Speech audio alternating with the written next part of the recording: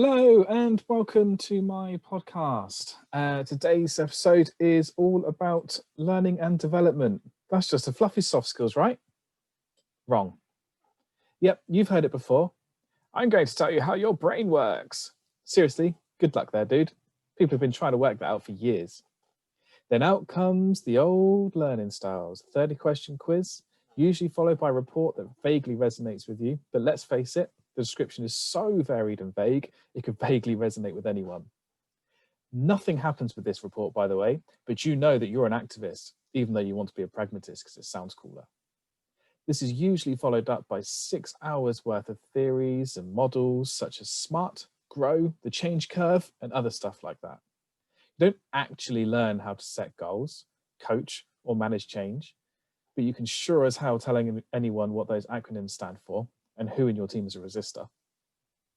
These are the reasons that people in businesses think that L&D is fluffy, because there's no performance output at the end of it. Many people have many different views of what L&D is. This is my take on it. Personally, I think that training or learning development, or whatever you want to call it, it doesn't really matter, is this. Providing people in the business with the tools, skills, knowledge, and behavior to better themselves and the company, resulting in higher engagement, stronger performance, and ultimately a more profitable business.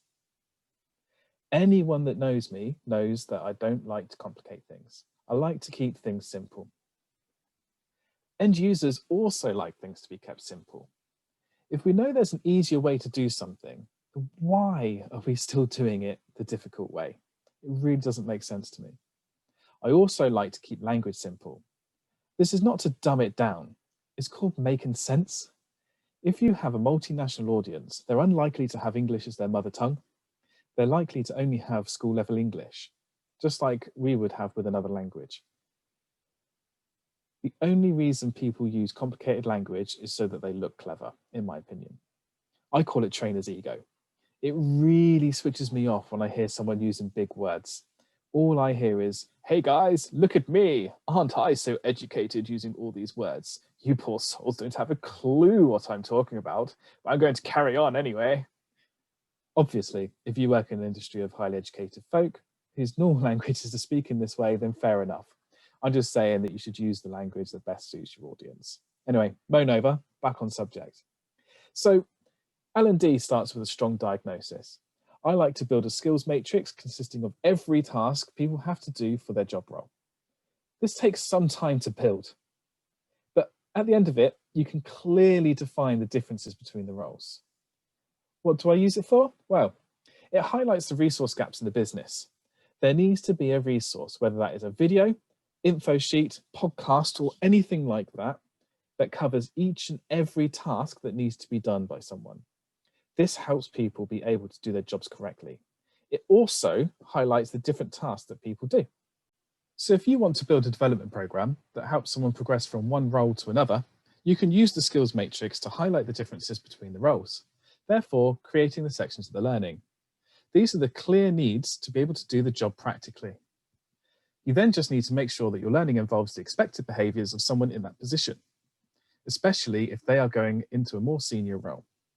The skills matrix also helps you narrow down the data you need to find to show the return you are getting from your training.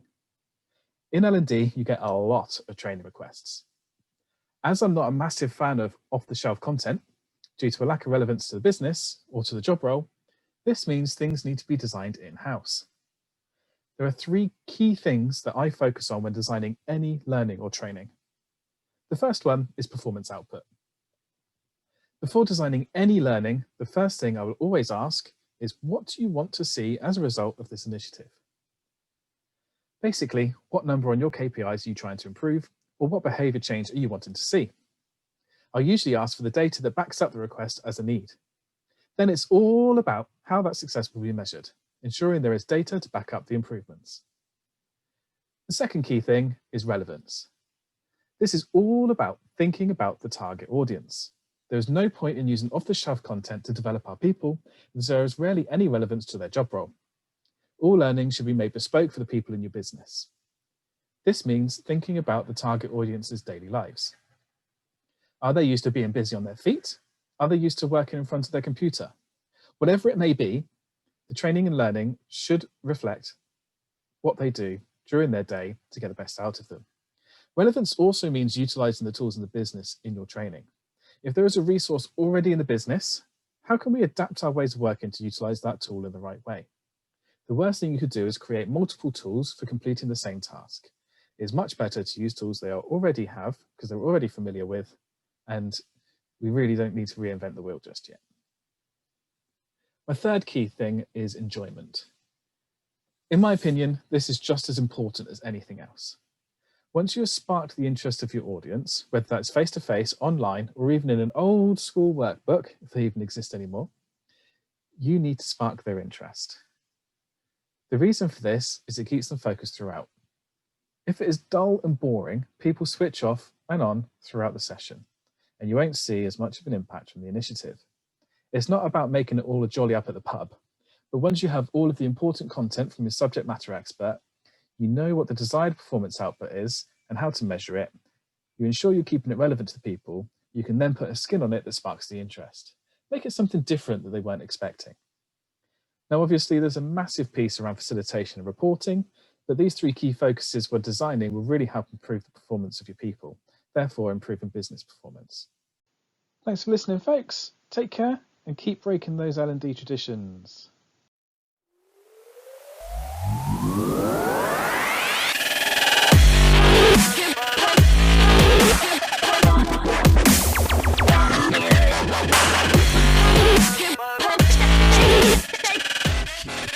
Take